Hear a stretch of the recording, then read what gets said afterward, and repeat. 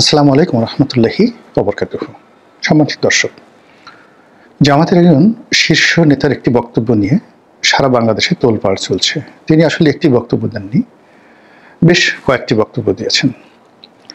প্রথম বক্তব্যটি হলো যে আল্লাহ সিদ্ধান্ত নিয়ে নিয়েছেন, অথবা আল্লাহ সিদ্ধান্ত দিয়েছেন জামাত ক্ষমতায় আসবে। এটি হলো একটি বক্তব্য।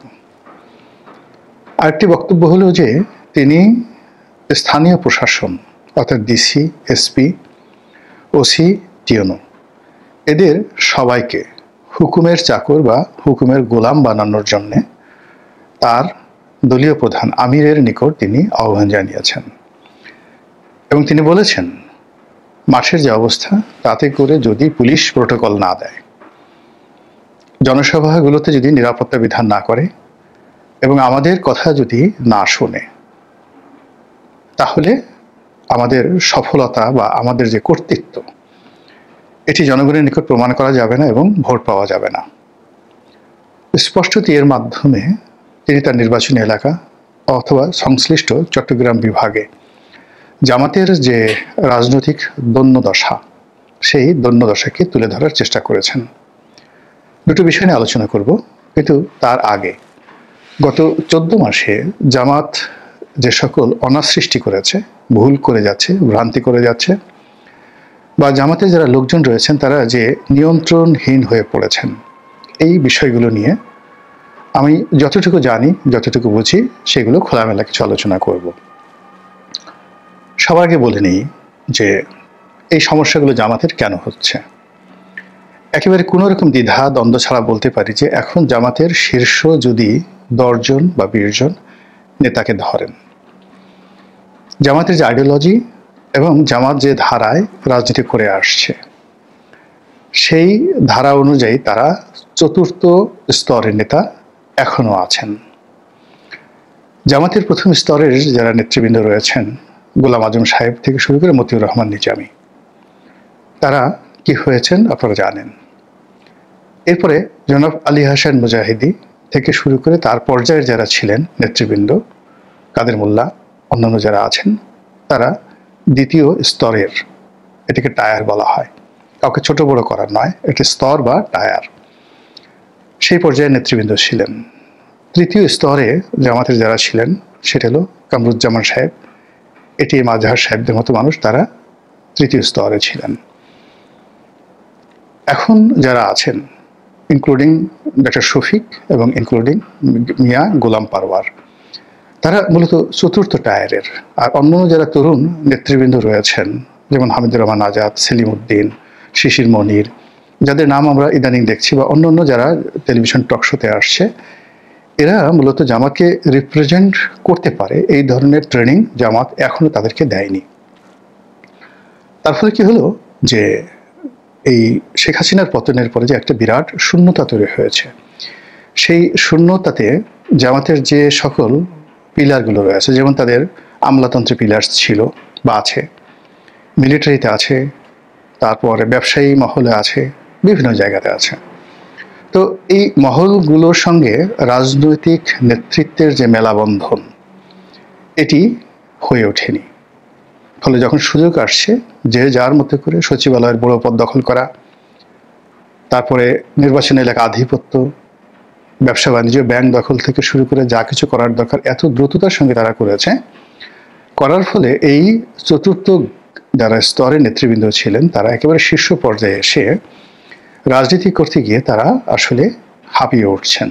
কিভাবে কথা বলতে হবে, কিভাবে মোকাবেলা করতে হবে, এবং তাদের যে কানেক্টিভিটিগুলো আছে, সোশ্যাল কানেক্টিভিটি, এই জিনিসগুলো কিভাবে করতে হবে, এই বিষয়গুলো তারা বুঝে উঠতে পারছেন না এবং সিদ্ধান্ত নিতে পারছেন না। যে ভদ্রলোক এই কথা বলেছেন, তিনি মূলত একজন সাবেক সংসদ সদস্য এবং বলতে গেলে আঞ্চলিক নেতা, কিন্তু তার এই আঞ্চলিকতার কারণে তিনি যে সমস্যাগুলো কথা বলেছেন, ওটা এখন জাতীয় সমস্যায় পরিণত হয়ে গেছে।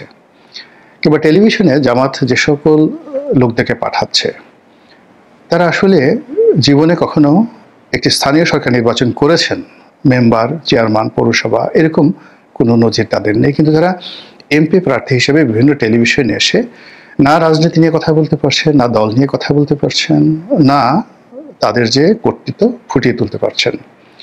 ফলে বাইরে যে যাই মনে করুক না কেন, বা জামাত নিজে থেকে যে যাই মনে করুক না কেন, বাস্তবতা হলো যে এই সময়টিতে এসে রাজনৈতিকভাবে যদি বাংলাদেশে কোনো দল গোষ্ঠীর সবচেয়ে বেশি ক্ষতিগ্রস্ত হয়ে থাকে, সবচেয়ে বেশি ঝুঁকির মধ্যে থাকে, এবং আগামীতে যারা সবচেয়ে বিপজ্জনক অবস্থায় পড়বে, তাদের মধ্যে 1 নম্বরে জামাত, এতে কোনো সন্দেহ নেই।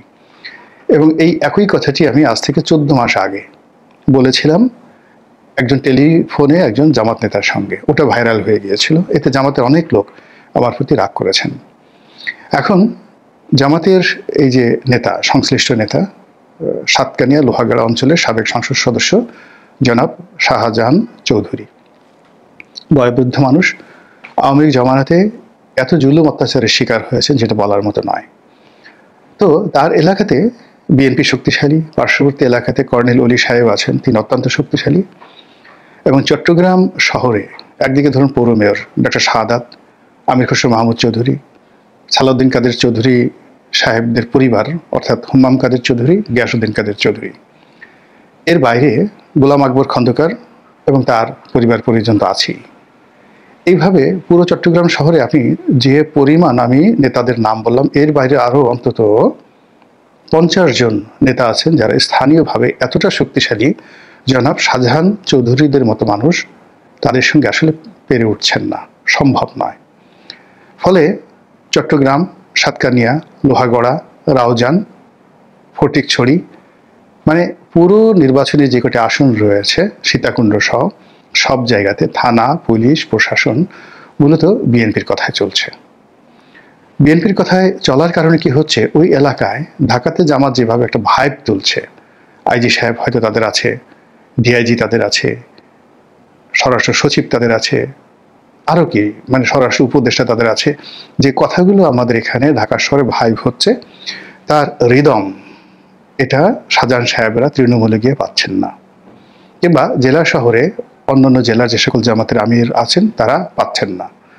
আপনি আমির হামজাকে জামাতের মনোনয়ন দিয়ে দিয়েছেন, কিংবা আপনি মীর কাসিম আলী সাহেবের ছেলেকে মনোনয়ন দিয়েছেন, ব্যারিস্টার আরমান, কিন্তু আমি আরমানের কয়েকটি বক্তব্য শুনলাম, এত ইনম্যাচিউরড এবং এত নন পলিটিক্যাল এবং এত কাঁচা, মানে এই বক্তব্য শোনার পরে মানুষকে যদি আপনি মানে যাকে বলা বন্দুক দিয়ে গুলি করেন, তবুও জামাতের পক্ষে বা এই আরমানের পক্ষে মানুষ ভোট দেওয়ার জন্য কেউ এগিয়ে আসবে না, কেবলই মাত্র জামাতের বোনাফাইড যারা ওয়ার্কার আছেন তারা ছাড়া।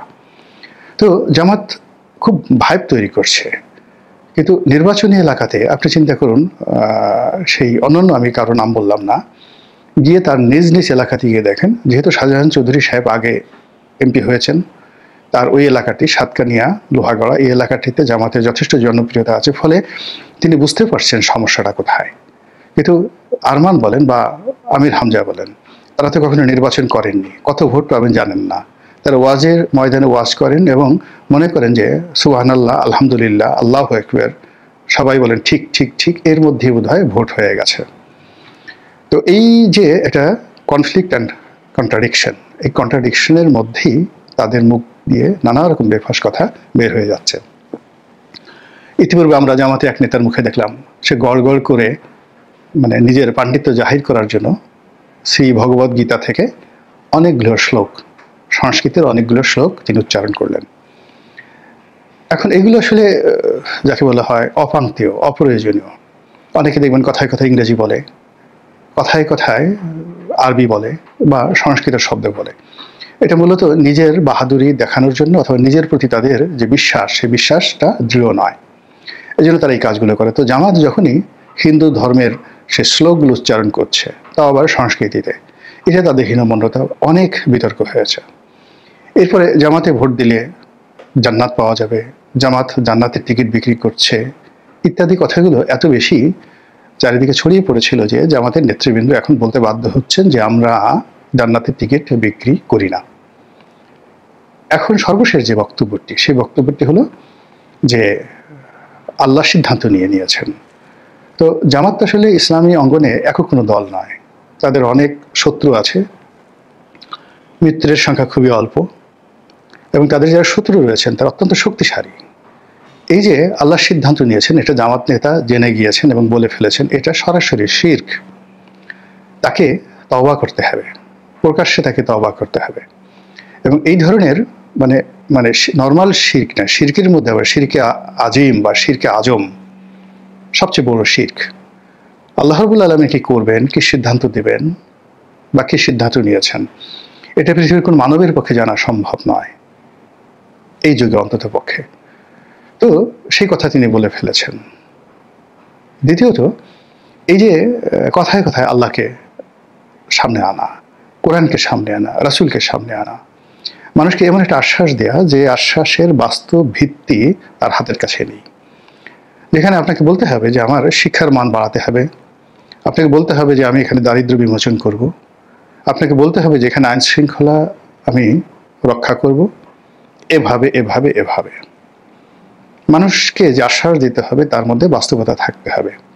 কিন্তু সেটা না করে আপনি আসমানের মালিক, জমিনের মালিক, নবী, রাসূল, পাহাড়, পর্বত, মানে এমন সব কাল্পনিক যে বিষয়গুলো নিয়ে আসছেন, অথবা ধর্মগ্রন্থে যেই জিনিসগুলো কেবলই মাত্র ইবাদতের জন্য, আপনার আত্মার প্রশান্তির জন্যে, আপনাকে স্থির রাখার জন্যে যে নির্দেশনাগুলো দেওয়া হয়েছে, কিন্তু কোরআনের কোথাও এই যে আমাদের যে যুদ্ধ, আমাদের যে বিগ্রহ, আমাদের যে জীবন জীবিকা, এই সকল ব্যাপারে সবসময় শারীরিক শক্তি, মানসিক শক্তি, সিদ্ধান্ত, দক্ষতা, অভিজ্ঞতা, এই বিষয়গুলো বলা হয়েছে। তো সেইগুলো না করে জামাত যে কাজগুলো করছে, এটি যে একটা ভ্রান্ত, এই ভ্রান্ত ধারণার ফলে কি হলো, পুরো রাজনৈতিক অঙ্গনে জামাত বিরোধী যারা লোকজন আছেন তারা এখন কেউ কেউ বলছেন মিস্টার চৌধুরী অর্থাৎ শাহজাহান চৌধুরী তিনি শিরক করেছেন, তাকে তওবা করতে হবে। কেউ কেউ বলছেন তিনি গর্হিত অপরাধ করেছেন, তাকে গ্রেপ্তার করতে হবে। তো এই বিষয়গুলো আবার জামাতের যারা কেন্দ্রীয় নেতৃবৃন্দ রয়েছেন, আমি তো আগেই বলেছি যে এটা চতুর্থ স্তরের নেতৃত্ব, গত 14 মাসে এটা হবে না। অর্থাৎ আপনি দেখা গেল যে একটা বাঁশ খুব লম্বা হয়ে গেছে 2 মাসে, কিন্তু মজবুত হয়নি। গত 14 মাসে জামাত অনেক কিছু পেয়েছে, অনেক কিছু করছে, কিন্তু এইগুলো হ্যান্ডেল করার মতো যে দক্ষতা, অভিজ্ঞতা দরকার সেটা তাদের নেই। ফলে কি হলো, দলের মধ্যে যে সমস্যাগুলো হচ্ছে, প্রায় প্রতিনিয়ত যে সমস্যাগুলো হচ্ছে, কোর্টের সমস্যা হচ্ছে, কাছারিতে, সচিবালয়, পথে ঘাটে মাঠে, এই সমস্যাগুলো কেন্দ্রীয় নেতৃবৃন্দ যেভাবে সমাধান করবেন, সেই সমাধানের প্রক্রিয়া বা কথাবার্তায় কোনো সমাধান না হয়ে বরং সমস্যাগুলো আরও জটিল আকার ধারণ করছে। জামাত সমর্থকরা সারা বাংলাদেশে যেভাবে বাউলদের বিরুদ্ধে, যেভাবে মাজার পন্থীদের বিরুদ্ধে, যেভাবে সুফিদের বিরুদ্ধে, আহমদিয়া সম্প্রদায়দের বিরুদ্ধে, আহলে সুন্নাত ওয়াল জামাতের বিরুদ্ধে যেভাবে তারা বিষোদ্গার করছেন এবং যত শত্রু তৈরি করে ফেলছেন, একই সঙ্গে বিএনপির মতো একটা বড় দলকে তারা রীতিমতো চ্যালেঞ্জ জানিয়েছেন, এই অবস্থাতে আসলে টিকে থাকা, ফাইট করা, যুদ্ধ করা, বিজয় লাভ করা বলতে গেলে অসম্ভব একটা বিষয়, এবং সেই কাজটি জামাত এখন করে যাচ্ছে। জানি না জামাতের ভাগ্যে কি আছে, বাট আমি যেটা চাই যে একটি রাজনৈতিক দল, ইসলামী রাজনৈতিক দলগুলোর মধ্যে সবচেয়ে বেশি সংগঠিত এই দলটি থাকুক, ভালো মতো থাকুক, এবং ধীরে ধীরে তারা তাদের যে কাঙ্ক্ষিত গন্তব্য, সেই গন্তব্যে তারা পৌঁছে যাক।